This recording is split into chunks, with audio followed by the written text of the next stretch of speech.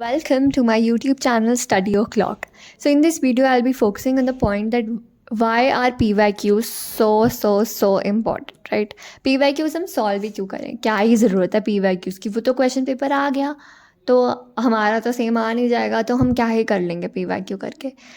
ऐसा बिल्कुल नहीं सोचना चाहिए. So in this video I be telling you about the importance of PYQs channel पे डालने से पहले या आपको करवाने से पहले यू मस्ट नो कि PYQ आपको करने ही क्यों है और PYQ को कैसे रीड करना है, उसमें समझना क्या है. So very first thing that you have to do is you have to read. You have to read each and every question very clearly. You need to understand thing. आपको recall करना है कि ये चीज़ बुक में कहाँ पे लिखी थी. हो सकता है कि आपने वो चीज़ मिस कर दी हो, right. You need to understand the pattern.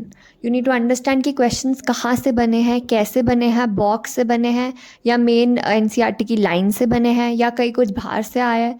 तो बोर्ड एग्जाम में देखा जाए तो कुछ भी बाहर से आता नहीं है, NCERT से ही होता है सब कुछ, राइट. तो ज़रूरत होती है तो NCERT की ही वर्ड टू वर्ड स्टडी करने की. So you need to understand the pattern कि किस तरह के क्वेश्चन पूछे गए हैं. तो हो सकता है कि जो पैटर्न हो वो उस टाइम पे अलग हो, लाइक उस टाइम पे MCQs आए हों और आपके सब्जेक्टिव क्वेश्चन आ रहे हो, बट तो भी it will help you develop idea कि क्वेश्चन बनाए कहाँ से जा रहे हैं. Another thing is that there are so many question जो रिपीट होते हैं.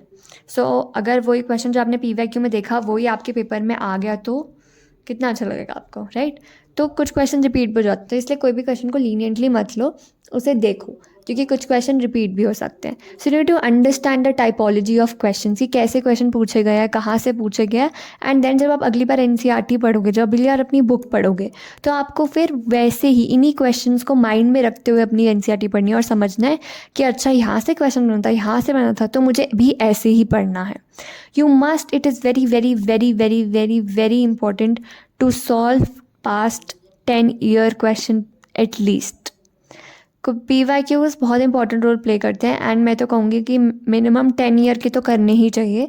मैंने खुद ने भी करे थे 10th में भी और 12th में भी, और डेफिनेटली उसने हेल्प किया. अब PYQs करने कब चाहिए? सो आई वुड से कि स्टार्टिंग में UT वगैरह में उसको करने का कोई फ़ायदा नहीं है. जब आप सेशन के एंड में आ जाओ, जब आपके बोर्ड्स पास हों, मतलब जब आपके प्री बोर्ड्स आप दे रहे हो, या जब आपने एक बार फुल सिलेबस पता हो आपको कि क्या है, फुल NCERT एक बार पढ़ लियो, उसके बाद ही PYQs करने बैठो. बिकॉज अगर आप UT के टाइम पे देखोगे या पहले देखोगे तो आपको तो पता ही नहीं है, आपने चैप्टर पढ़ा ही नहीं है, तो आपको तो सब कुछ ही फ़ौरन सा लगेगा कि ये क्या है, कहाँ से पूछ लिया.